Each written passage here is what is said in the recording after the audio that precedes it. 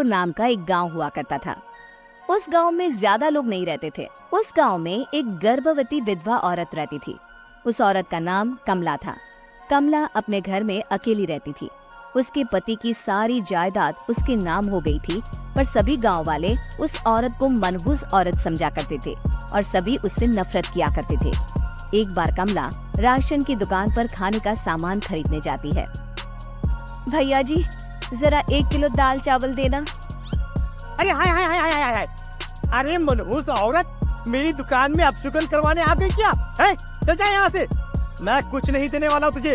भाग भाग यहाँ से, चल जा, निकल। भैया जी, ऐसा मत कहिए, मैं गर्भवती हूँ, मुझे खाने की बहुत जरूरत है, मुझे खाना दे दीजिए। दुकानदार कमला को वहाँ से धक्के मारकर भगा देता है। तभी कमला रोते रोते उस गांव के किन्नरों के इलाके में आ जाती है। गांव वाले किन्नरों को उसी इलाके में रखा करते थे, क्योंकि वो लोग किन्नरों को पसंद नहीं करते थे और उनकी इलाके में रहने से मना करते थे। तो किन्नरों ने उसी गांव में अपना एक इलाका बना लिया था। जब किन्नर लोग देखते हैं कि एक गर्भवती महिला रोते रोते उनके इलाके में आ गई है, तो सारे किन्नर कमला के पास जाकर उसका हाल पूछने लगते हैं। क्या हुआ बहन, तुम्हारी गर्भवती अवस्था में इतनी बुरी हालत कैसे? तुम रो क्यों रही हो? तुम डरो मत, हम तुम्हें कोई नुकसान नहीं पहुंचाएंगे। तुम शांत होकर सब बताओ कि हुआ क्या है। मैं कमला हूँ, मैं गांव के दूसरे इलाके से आई हूँ। 2 महीने पहले ही मेरे पति की मौत हुई है।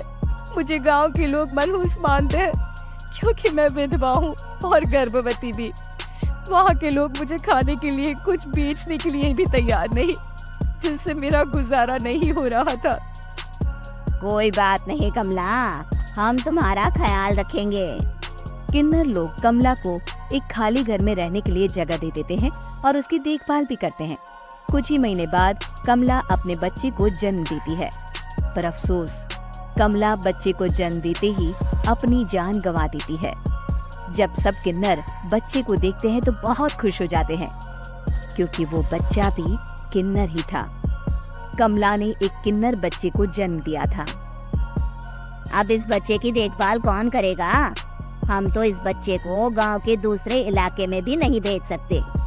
और तो क्या हुआ, इस बच्चे की माँ नहीं रही तो हम इसे पालेंगे।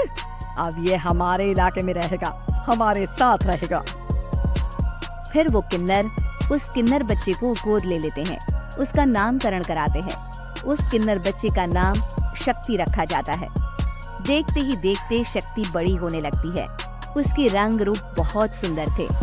वो बहुत सुंदर किन्नर दिखती है। एक दिन शक्ति एक किन्नर से पूछती है, माँ जी सुनिए ना, ये गांव के दूसरे इलाके में भी तो लोग रहते हैं, तो हम वहाँ क्यों नहीं जाते? हम उनसे अलग क्यों रहते हैं?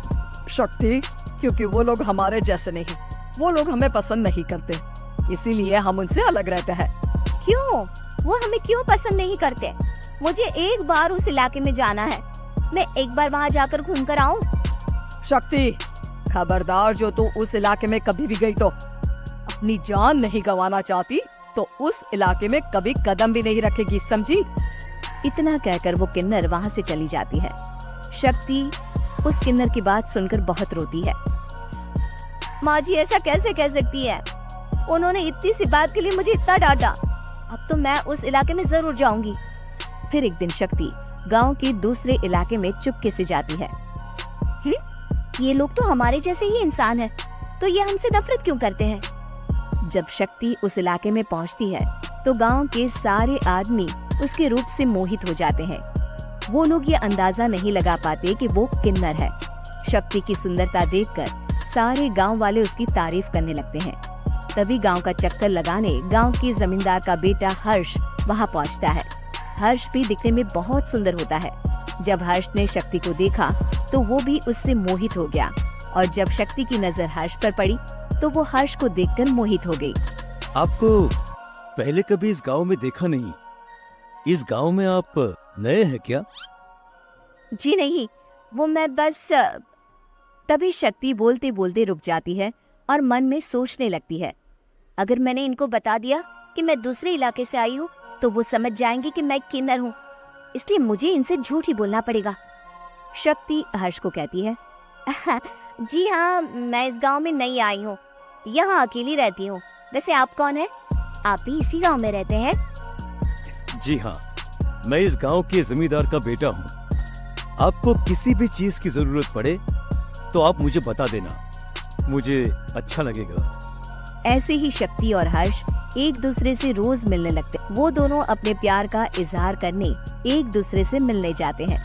तभी शक्ति का पीछा करते करते एक किन्नर वहाँ आ जाती है।